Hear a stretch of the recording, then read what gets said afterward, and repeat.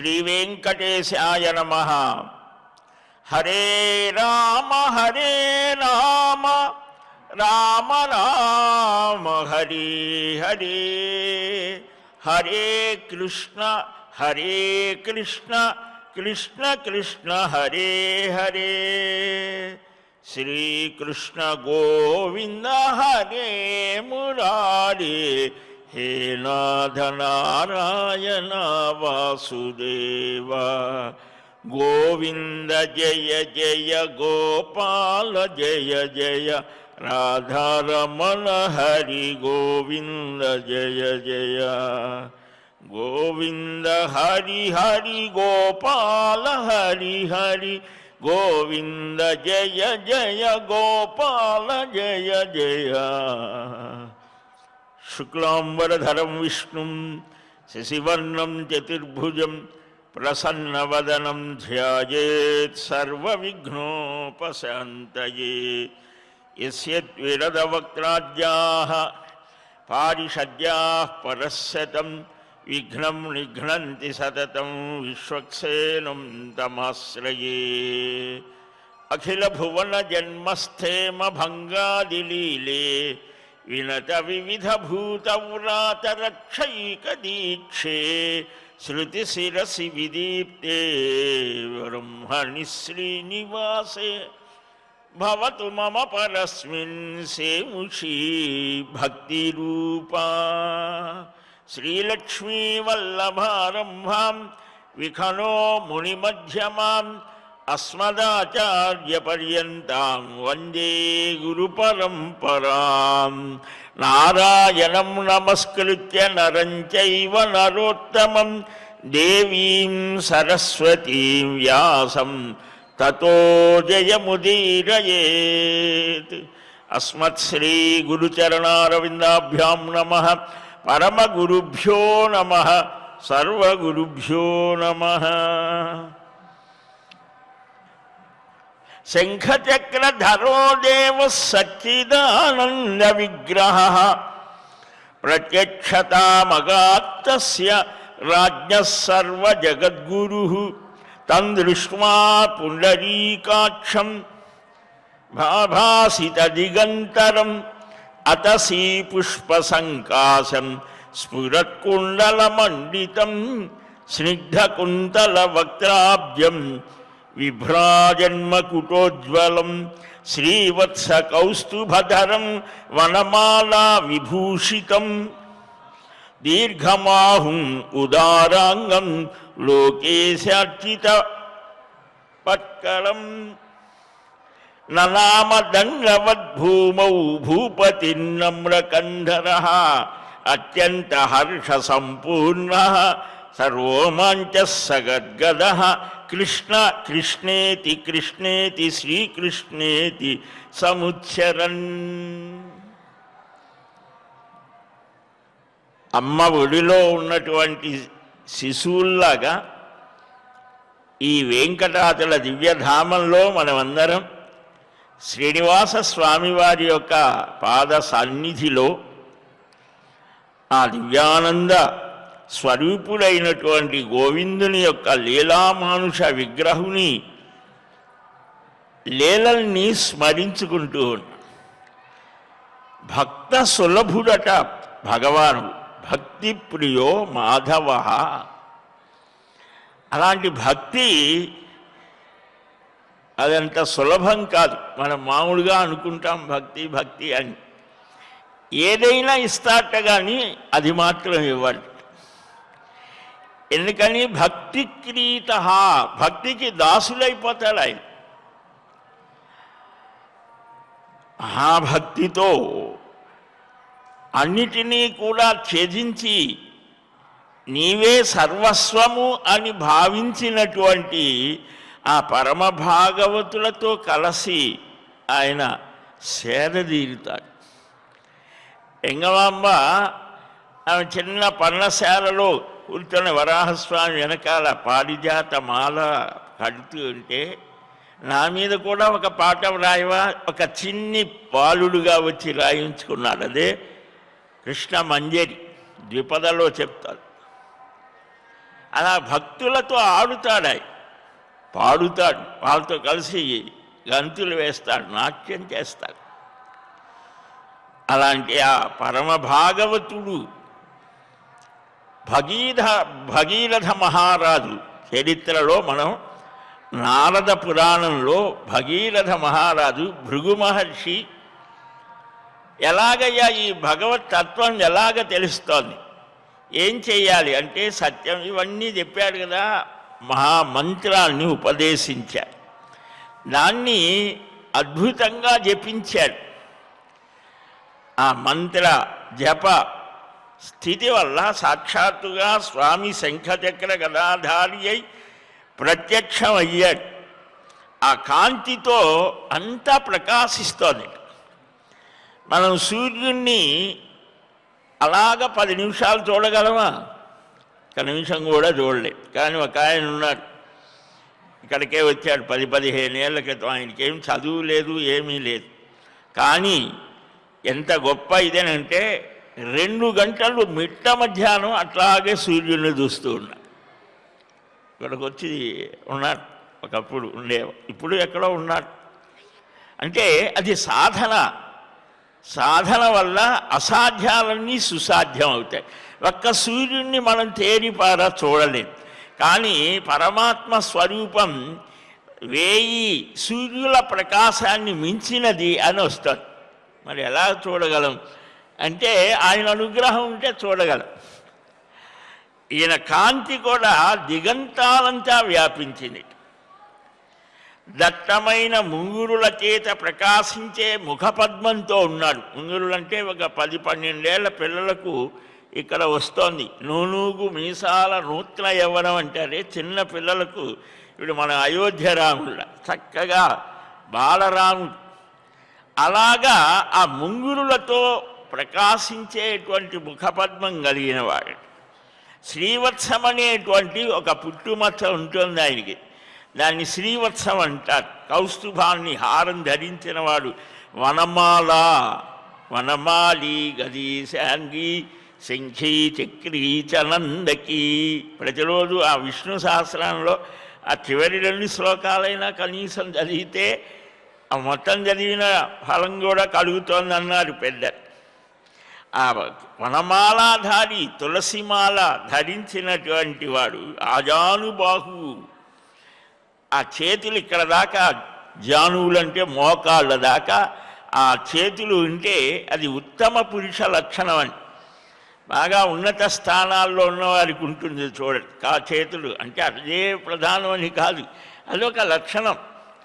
ఈ స్వామికి అలాగ ఆజానుబాహు అరవింద దళాయచాక్షం అని శ్రీరామచంద్రమూర్తిని ఆ ఆకృతిని దర్శిస్తేనే చాలు, కడుపు నిండిపోతుంది. యత్రాకృతిస్తత్ర గుణా. సహజంగా గుణాలుంటే మంచి ఆకారం ఉండదు, అందమైన ఆకారం. అందమైన ఆకారం ఉంటే గుణాలు ఉండవు. కొంతమంది చాలా చక్కగా ఉంటారు, కానీ వాళ్ళు నోరు తెలిస్తే గొంతంతా అదొక రకం. కనుక గొంతు బాగా ఉంటాడు, ముఖం బాగా ఉండని వారికి గొంతు చాలా, వీడైనా అసలు మాట్లాడేది లేదా ఈమెనా అనిపిస్తుంది. అంటే ఒకటి ఉంటే ఇంకొకటి కుదరదు, అన్నీ కలిపినట్టి స్థితి పరమాత్మ యందు కనిపిస్తోంది. ఆ వనమాలాధారి సమస్త లోకపాలకులంతా కూడా ఆ కిరీటాలు ఆయన పాదాలు తాకేట్లుగా నమస్కారం చేస్తారు. దాని చేత రంజింపబడినటువంటి ఆకర్షణీయమైన స్థితి కలిగిన ఆ నారాయణుని చూసి పులకితులై ఏమనాలో తెలియక కృష్ణ కృష్ణ కృష్ణ అన్నాడట భగీరథ మహారాజు. అంటే ఒక స్థితికి వచ్చిన తర్వాత అక్కడ నియమాలు పద్ధతులు ప్రోటోకాల్ ఏమి ఉండదు. ఆ పరమాత్మ యొక్క దివ్య దర్శనంతో పులకితమైపోయి అసలు ధ్రువుడైతే 5 ఏళ్ల పిల్లవాడు కదా, ఎలాగ స్తోత్రం చేయాలో కూడా తెలియలేదట. 6 ఏళ్ల పిల్లవాడు, భాగవతంలో 5 ఏళ్ల పిల్లవాడు 6 మాసాలు జపించాడు. నమో భగవతే వాసుదేవాయ ప్రణవపూర్వకంగా నారదుడంతటి వాడు ఉపదేశిస్తే ఆ నారద శిష్యులు ఎలాంటి వారో చూడండి. శిష్యులంటే అలాగా ఉండాలి, గురువు అంటే నారదుడిలాగా ఉండాలా. 6 మాసాలు చేశాడు. అంతే. నారాయణుడు ప్రత్యక్షం అయితే ఎలాగ స్తుతించాలో తెలియదు.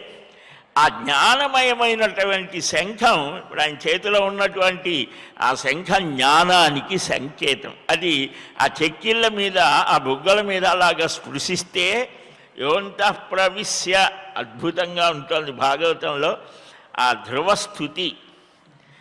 ఇవన్నీ మనకేం చెప్తున్నాయి? ఆయన పూర్వజన్మ విషయాలని ఇతర పురాణాలు చెబుతాయి. ధ్రువుడు, ప్రహ్లాదుడు ఎందుకు అలాగా త్వరలోనే సిద్ధి కలిగింది అంటే మనకు కావటం లేదు అని అంటే కారణాలు ఏవో ఉంటాయి, అవి తెలుసుకోవాలి. ఆ భగీరథుడికి ప్రసన్నుడయ్యాడు. భగీరథ మహాభాగ తమాభీష్టం భవిష్యతి ఆగమిష్యంతి మల్లోకం తవ పూర్వ పితామహాః. నువ్వెందుకు తపస్సు చేస్తున్నావో నాకు తెలుసయ్యా. ఓ భగీరథ, నీ కోరిక నెరవేరుతోంది. నీ తాతలు వారి కోసం కదా వారు నా లోకానికి వస్తారు.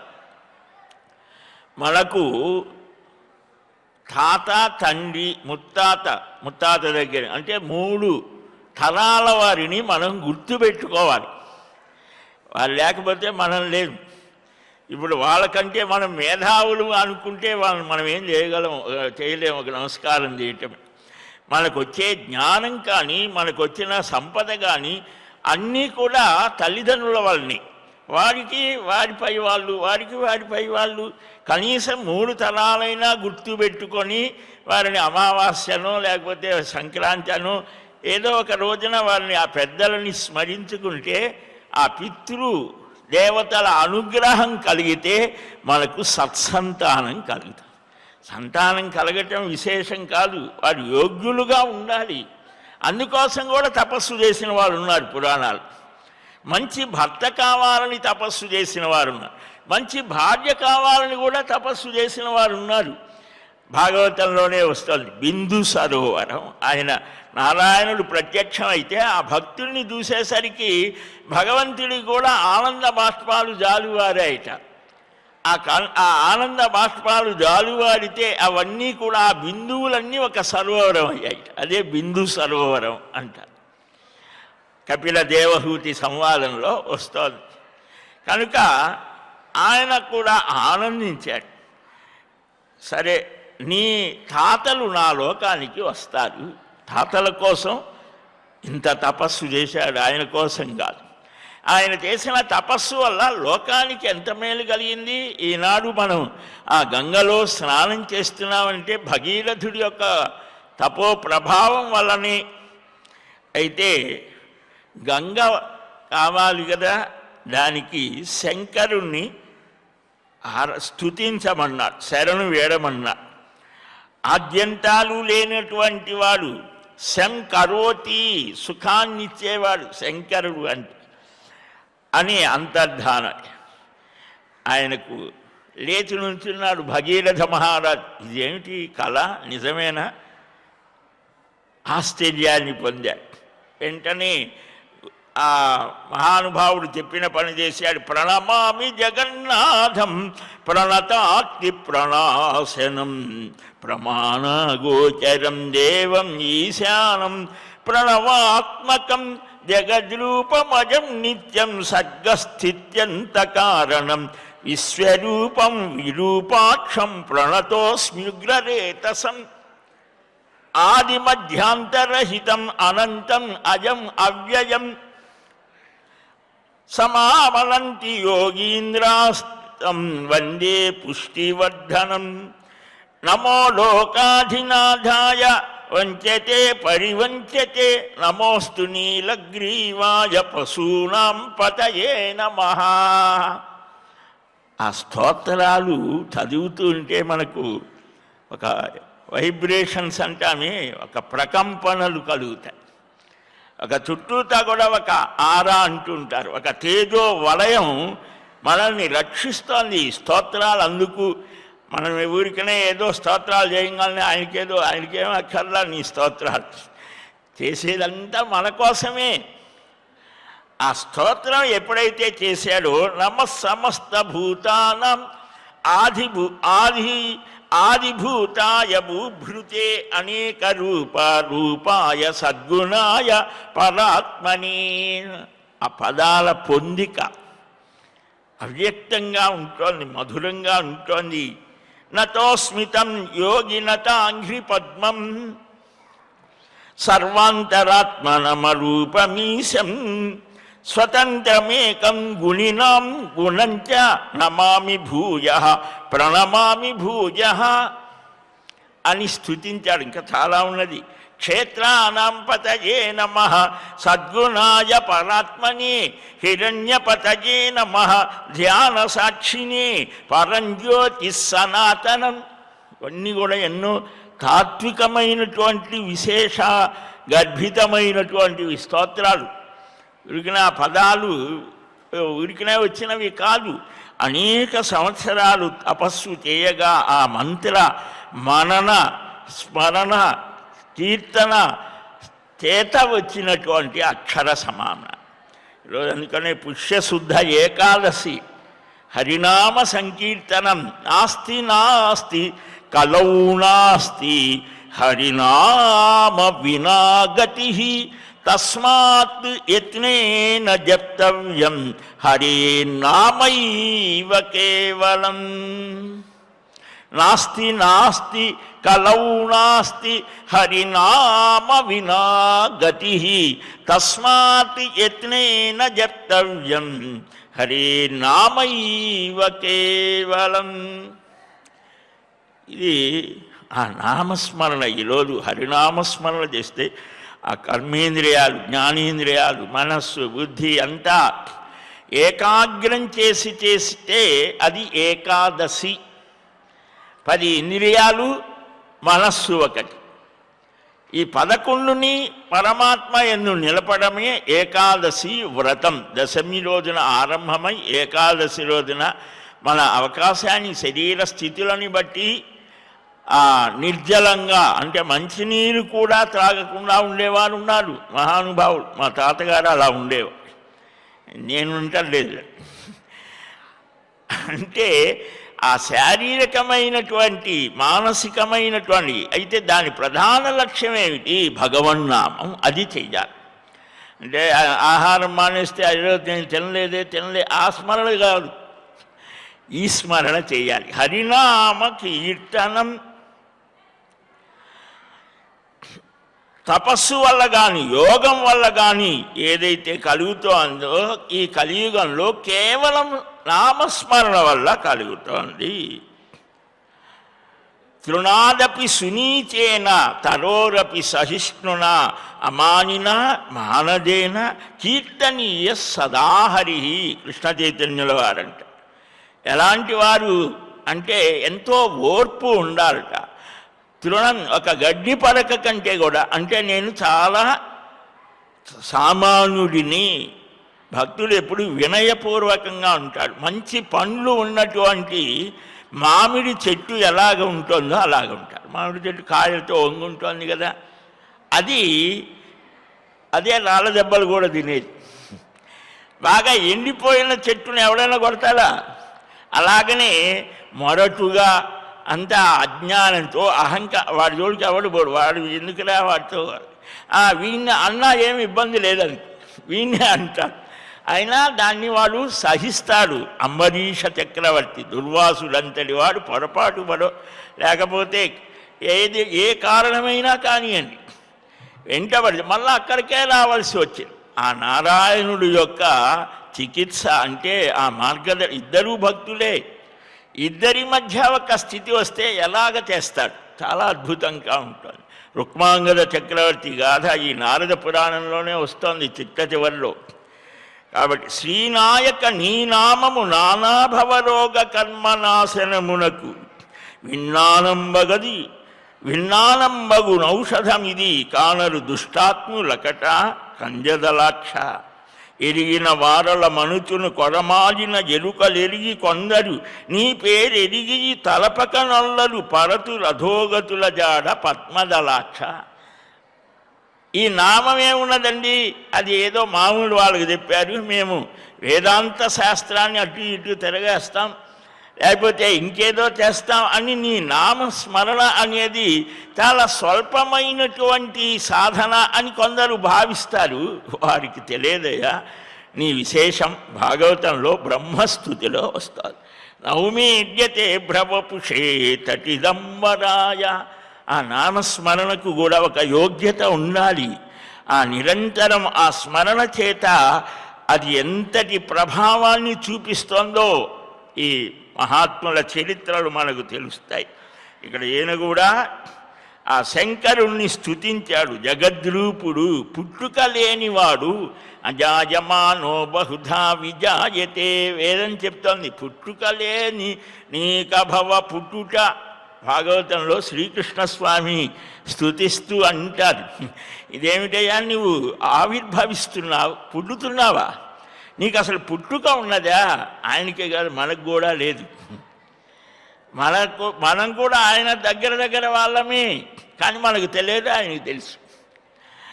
ఈ శరీరం అనేటువంటిది తాత్కాలికమైనటువంటిది. అసలు రూపం నీది తెలుసుకుంటే నీకు దుఃఖం లేదు. భగవద్గీతలో చెప్పింది అదే, ఆయన అందరు చెప్పేది అదే. అది మనకు మనస్సుకి దృఢపడటం. కొత్తగా చెప్పేది ఏమీ లేవు, కొత్త విషయాలు ఎవడు ఏమీ చెప్పలేడు. ఉన్న విషయాన్నే కొత్తగా చెప్తాడు, మన మనస్సుకి హత్తుకునేటి చెప్తాడు ఎవరైనా అదే. కనుక ఆ విరూపాక్షునికి, జన్మ లేనివానికి, నిత్యునికి, సృష్టి స్థితి లయకారకునికి నమస్కారం. అవ్యయుడు, పుష్టివర్ధనుడు, యోగీంద్రుల చేత మననం చేయబడేటువంటి వాడు, చైతన్య రూపుడు, అకల్ప ప్రకల్పునికి, భూతపతికి, పినాకహస్తునికి, శూలహస్తునికి, కపాలహస్తునికి, పాశముద్గలధారికి, సర్వభూత స్వరూపునికి, ఘంటాహస్తునికి, పంచముఖునికి, క్షేత్రపతికి, గణాధిదేవునికి, హిరణ్య గర్భునికి, హిరణ్య రేతస్కునికి, ధ్యాన సాక్షికి, ధ్యాన సంస్థునికి. శ్లోకాల్లో ఉన్న భావాలు ఈ ఒక్కొక్క పదం చాలు మనకి, ఇది చాలు. అంటే దాన్ని అవగాహన చేసుకుంటే ఏమున్నది అనుకుంటే 5 నిమిషాలు అయిపోతాం. ఆయన కనిపించాడు, ఏదో వరం ఇచ్చాడు, సరే అన్నాడు, అయిపోయా. కానీ ఇదంతా మనం అవగాహన చేసుకుంటే మనస్సు అలాంటి స్వామికి నమస్కారం. గుణస్వరూపుడు, స్వతంత్రుడు అయినటువంటి పరమేశ్వరునికి నమస్కారం చేస్తున్నానన్నాడు. భూయ నమామి భూయ ప్రణమామి భూయ. మాటి మాటికి నమస్కారం. ఎందుకయ్యా మాటి మాటికి ఒకసారి నమస్కారం చేస్తే చాలదా? చాలదు. మనలో ఇంకా పేరు ఎప్పటికప్పుడే మనకు వీటిల్లో, చెరువుల్లో, వాటిల్లో పైన చెత్తా చెదారం ఉంటుంది, అడుగున జలం ఉంటుంది, పైన రకరకాలమైన పదార్థాలు. వాటిని ఎప్పటికప్పుడే తీస్తుంటేనే అడుగున ఉన్నటువంటి స్వచ్ఛమైన జలం బయటపడుతుంది. అలాగనే మనలో కూడా ఎప్పటికప్పుడే ఈ లౌకికమైనటువంటి, ప్రాకృతికమైనటువంటి వాసనలు, ఆలోచనలు అవన్నీ ముసురుకుంటాయి. వాటిని తొలగించుకోవడానికి ఎప్పుడు కూడా ఆ భగవంతుణ్ణి ధ్యానం చేయాలి, స్మరణం చేయాలి, మననం చేయాలి, చింతనం చేయాలి. అలాగ చేస్తే శంకరుడు ప్రత్యక్షమయ్యాడు. ఆ స్వామిని మరలా స్తుతిస్తూ ఉన్నాడు. విశాలవక్షసం దేవం తుహినాద్రి సమప్రభం అని ఇలాగా స్తుతిస్తే ఆయన నీ విషయంలో సంతోషం కలిగి, నీకేం కావాలి అనంటే, స్వామి మా పితామహులు మోక్షాన్ని చేరటానికి కారణభూతమైన ఆ గంగని అనుగ్రహించవయ్యా. ఆయన శిరస్సున ఉంటుంది కదా, మనకు సాంకేతికంగా చెప్తారు. అవి అవగాహన చేసుకోకపోతే గంగ శివుడి భార్య కదా, మళ్ళీ ఇక్కడికి ఎలా వచ్చింది, అదేమిటి ఇదేమిటి అని అవన్నీ కూడా మామూలు పిల్లవాడికి దేవాలయానికి తీసుకొని వచ్చి, ఒరే దేవుడురా దండం పెట్టు, మన తాతరా మన తండ్రిరా అని ఏవేవో చెప్తాం. తాత ఎట్లాగయ్యాడు, లేకపోతే ఆయన ఎలాగయ్యాడు, ఏవేవో వాడు అడుగుతాడు, ముందు దండం పెట్టు అని.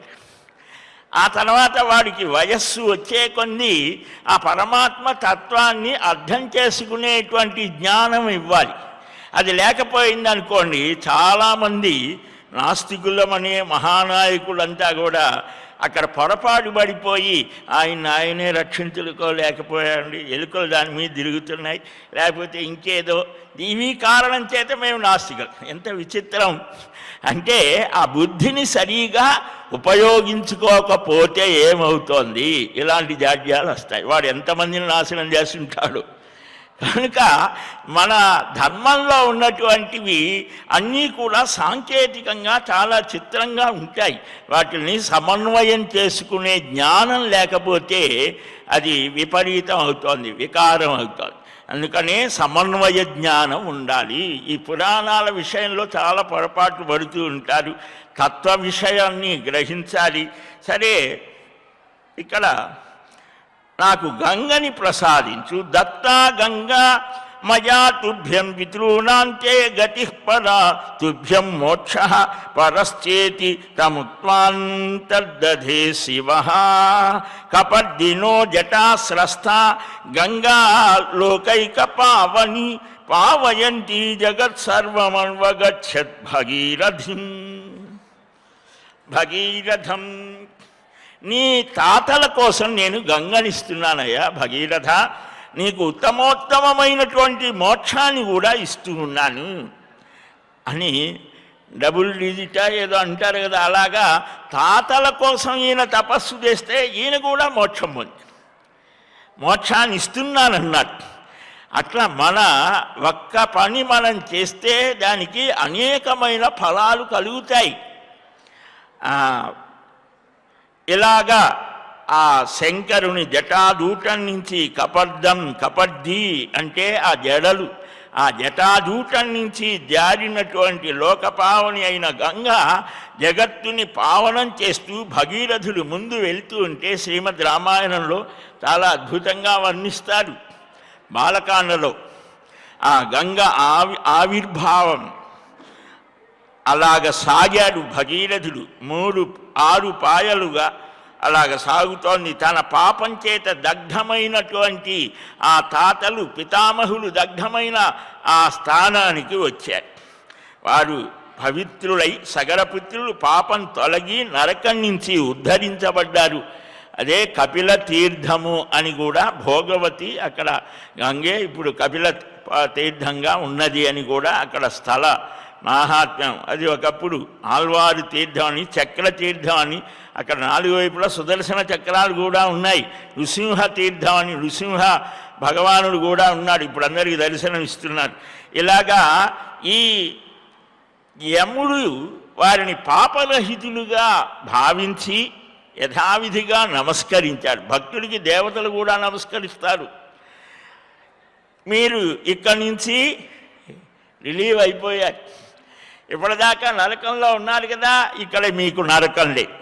మీరు విమానాన్ని అధిరోహించి విష్ణు మందిరానికి వెళ్ళండి. తద్విష్ణా పరమం పదకం సదా పశ్యంతి సూరయ. ఆ విష్ణు పదం అది మన చరమగమ్యం, పరమగమ్యం. అక్కడికి వెళ్ళమన్నారు. దివ్య దేహాన్ని ధరించి ఆ సగర పుత్రులు దివ్య దేహాన్ని ధరించి విష్ణులోకాన్ని పొందారు. ఇదయ్యా ఈ పవిత్రమైనటువంటి గాథ విన్నా చెప్పినా వారికి పునరావృత్తి రహితమైనటువంటి విష్ణు స్థానం కలుగుతోంది అని దానికి ఆ ఫలాన్ని కూడా చెప్పడం జరిగింది. ఋషయవూచు సాధుసూత మహాభాగ త్వయాతి కరుణాత్మనా శ్రావితం సర్వపాపఘ్నం గంగా మాహాత్మ్యముత్తమం. శ్రుత్వా తు గంగా మాహాత్మ్యం నారదో దేవదర్శనః కిం పప్రచ్ఛ పునఃసూత సనకం మునిసత్తమం. ఓ సూత మహానుభావ, ఎంతో దయతో ఉత్తమము సర్వపాప వినాశకమైన గంగా మహాత్మ్యాన్ని చెప్పావు, చాలా సంతోషం. సరే, అసలు ఆ సనక మహర్షి నారద మహర్షి అడుగుతూ ఉంటే సనక మహర్షి చెప్తూ ఉన్నారు. నారద పురాణంలో ఇది నారదుడు శ్రోతగా ఉన్నారు. ఇంకా ఏమడిగాడు, ఇద్దరు భక్తులు కలిస్తే ఏమవుతోంది, బోధయంత పరస్పరం. భగవానుడు గీతలోనే చెప్పాడు. ఏం కలుగుతుందంటే ఇద్దరు భక్తులు కలిస్తే భగవంతుని యొక్క మాహాత్మ్యాన్ని పులకితగాత్రులై చెప్పుకుంటారు. రామాయణంలో గుహుడు భరతుడు యొక్క సమాగమం ఆ అయోధ్యకాండలో ఎంత అద్భుతంగా ఉంటుందో, అలాగనే భాగవతంలో ఆ విదురుడు మైత్రేయుడు ఆ మహర్షులని సేవించి ఆయన ఎంత అద్భుతమైన కృష్ణ ఆ ఉద్ధవుడితో కలిసినప్పుడు విదురుడు ఎంత ఆనందిస్తాడో, కృష్ణ లీలలన్నీ కూడా ఒక్కసారి ఆనందంతో వాళ్ళు స్మరిస్తారు. ఇక్కడ వీరు ఏమడిగారు అనంటే, ఆ సూత మహర్షి చెప్తూ ఉన్నాడు, ఓ ఋషులార శౌనకాది మహర్షులు అడుగుతూ ఉంటే అదే చెప్తాను. మరలా అంటాడు, అహోతి ధన్యం సుకృతైకసారం శృతం మయా పుణ్యమసంవృతార్థం. ఓ మహర్షి, పరమ దయతో నాకు ఈ పవిత్రమైన పాపనాశకమైన పుణ్యసారమైన సృష్టార్థమైన గంగా మహాత్మ్యాన్ని చెప్పారు దయతో. మహానుభావులారా, తమ కోసం ఇతరుల కోసం ప్రయత్నం చేసేటువంటి వారే సాధువులు అని అంటారు. అందరి కోసం ప్రయత్నం చేస్తారు, అందరికీ క్షేమం కలగాలి అని, వారే సత్పురుషులు. శ్రీ మహావిష్ణువు అలాంటి వారు ఏం చేస్తారు, ఆ మహావిష్ణువుని సేవిస్తారు చక్కగా. మోహం పొందిన మనస్సు కలిగిన వారిని అనేక రకాలైన ఉపదేశాలతో ప్రబోధించి ప్రసన్న చిత్తుల్ని చేస్తారు. ఆ మహాత్ముల యొక్క ఆ దివ్యమైనటువంటి చరిత్రలతో పాటు హరివ్రతాలను ఇంకేదైనా చేస్తే ఆ మహావిష్ణువుకి, ఆ శ్రీహరికి, ఆ నారాయణుడికి సంబంధించిన వ్రతాలు ఏమైనా ఉన్నాయా, అర్చనల చేత ధ్యానం చేత తనను సేవించే వారికి ముక్తిని ప్రసాదిస్తాడు కదా. దదాతి భక్తిం భజతాం దయాళుల్ ముక్తిస్తు తస్యా విదితాహి దాసి. భక్తికి దాసి ముక్తిట. ముక్తి అనేది ఆ భక్తికి దాస్యం చేస్తోంది. పద్మపురాణంలో వస్తోంది. ఆ భక్తికి జ్ఞానం వైరాగ్యం కుమారులు, ముక్తి దాసి, ఇలాగా ఒక చక్కని అలంకారికంగా వస్తోంది. అది భాగవత మహాత్మ్యం అని ప్రసిద్ధమైనటువంటిది. వ్రతాల చేత, అర్చనల చేత, ధ్యానం చేత తనను సేవించేవారికి ఆ స్వామి ముక్తిని ఇస్తాడు. భక్తులను వెంట ఉండి సేవించడంలో ఉన్న ప్రయాసను చూసి తనను సేవించేవారికి ఆ శ్రీహరి ముక్తిని ఇస్తాడు. ఆ భక్తిని మాత్రం అంత తొందరగా ఎవరికి ఇవ్వడు.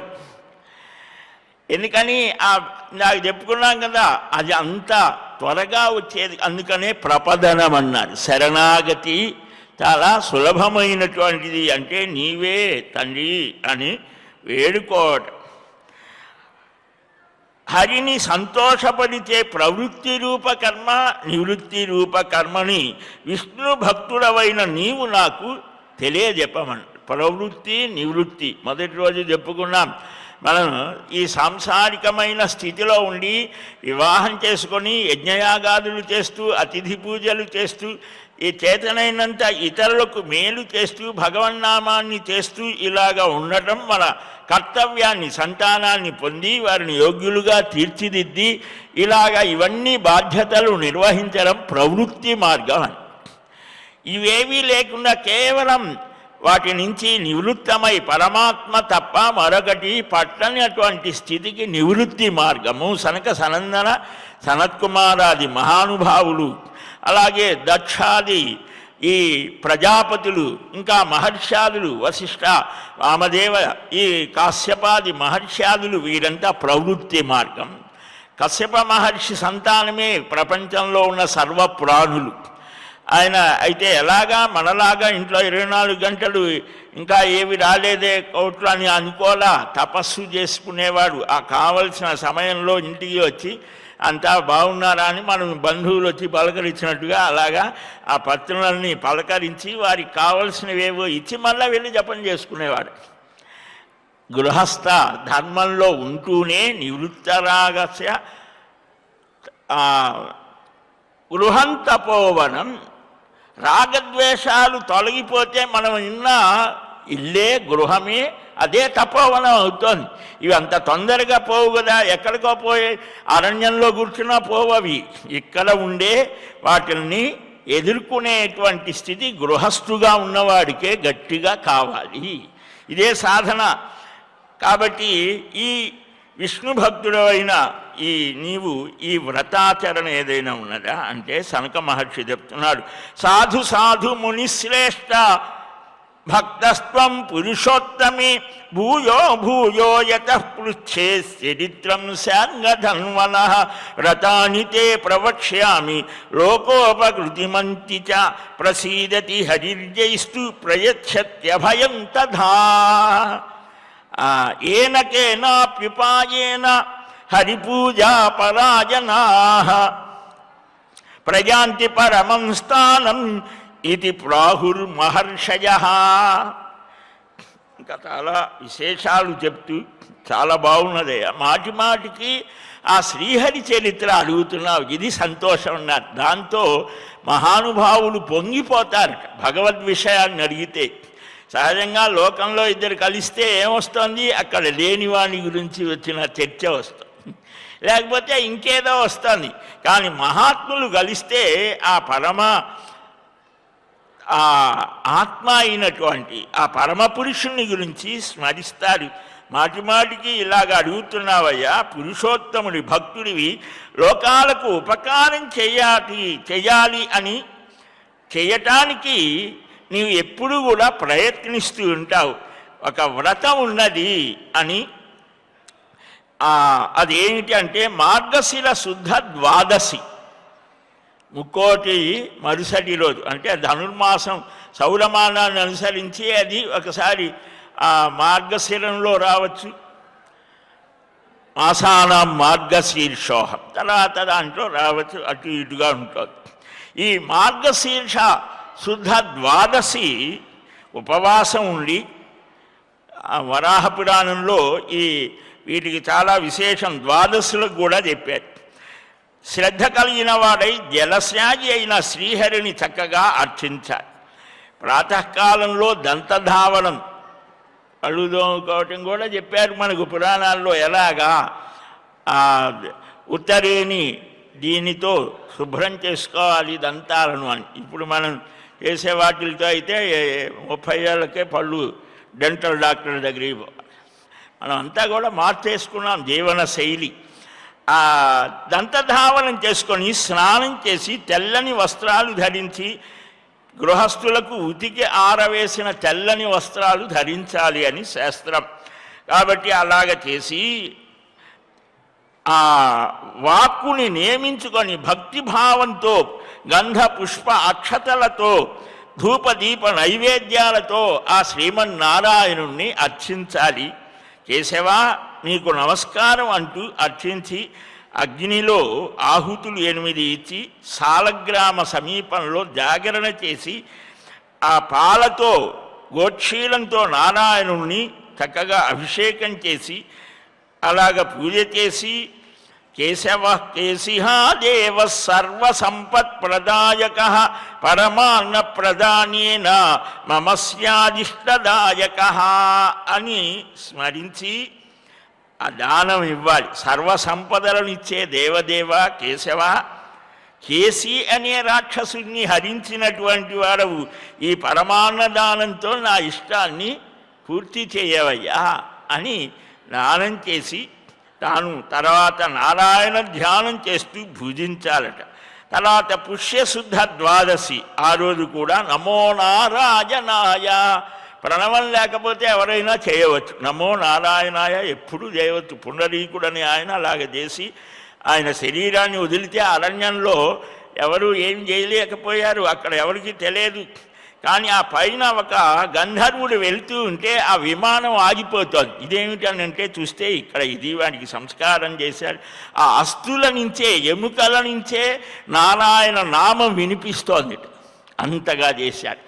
అలాగా చేసి నమస్కారం చేసి ఇలాగా రాత్రిపూట జాగరణ చేసి నృత్యాలు చేసి సర్వాత్మ సర్వలోకేశ సర్వవ్యాపి సనాతన నారాయణ ప్రసన్న స్యాత్ శర్కరాన్న ప్రధానత అని ఇలాగ చేస్తే 8 అగ్నిష్టోమ యాగాలు చేసిన ఫలితం కలుగుతోంది అని చెప్పడం జరుగుతోంది. ఇలాగ ద్వాదశి యొక్క విశేషాలు వరుసపెట్టి ఏం వ్రతాలు ఉన్నాయి, ఏం చేస్తే ఫలాలు అని చెప్పడం జరుగుతోంది. అవి మనం క్రమంగా నారద పురాణంలో మనం ప్రస్తుతం చక్కగా 17వ అధ్యాయంలో మనం ఆ విశేషాలని సంగ్రహంగా తెలుసుకొని శ్రీవారి అనుగ్రహం పొందుదాం. అలాగ నియతమైనటువంటి నిర్మలమైన బుద్ధితో స్వామిని వేడుకుందాం. శ్రీకృష్ణ గోవింద హరే మురారే హే నాథ నారాయణ వాసుదేవ గోవింద జయ జయ గోపాల జయ జయ రాధారమణ హరి గోవింద జయ జయ. హరే రామ రామ రామ హరే హరే హరే కృష్ణ కృష్ణ కృష్ణ హరే హరే. స్వస్తి ప్రజాభ్యః పరిపాలయంతాం న్యాయేన మార్గేణ మహీం మహీశాః. గోబ్రాహ్మణేభ్యः శుభమస్తు నిత్యం. లోకాः సమస్తాः సుఖినో భవంతు. శ్రేయఃకాంతాయ కళ్యాణనిధయే నిధయేర్థినాం శ్రీవేంకటనివాసాయ శ్రీనివాసాయ మంగళం. వలం విష్ణోః ప్రవర్ధతాం. సర్వం శ్రీకృష్ణార్పణమస్తు. వాసుదేవ నారాయణ ముకుంద మాధవ శ్రీహరి గోవింద వాసుదేవ. ఏడుకొండలవాడ వెంకటరమణ గోవింద గోవింద గోవింద. శ్రీ అవధూతాశ్రమము బోధానంద సత్యారామూర్తి ఆర్యుల గోసేవాశ్రమము మరియు వృద్ధాశ్రమము పడాల. ఆశ్రమములో గోసేవ గోవుల దానము స్వీకరించుట, మీ నవగ్రహ దోషములు పోవుటకు గోపూజ చేయబడును. మూలికా వైద్యము గోపంచగవ్య వైద్యము చేయబడును. యంత్రములు తావీదులు ఇవ్వబడును. శాంతి హోమములు చేయబడును. మీ ఆత్మీయుల పుట్టినరోజు, పెళ్లి రోజు మరియు వర్ధంతి వంటి ముఖ్యమైన దినములలో గోసేవ లేదా అన్నదానం చేయదలిచిన వారు సంప్రదించండి. మా వృద్ధాశ్రమంలో ఖాళీలు కలవు. చేరదలిచిన వారు సంప్రదించండి. శ్రీ శ్రీ శ్రీ స్వామి బోధానందగిరి శ్రీ అవధూతాశ్రమము అయ్యప్ప స్వామి గుడి దగ్గర పడాల, తాడేపల్లిగూడెం 2.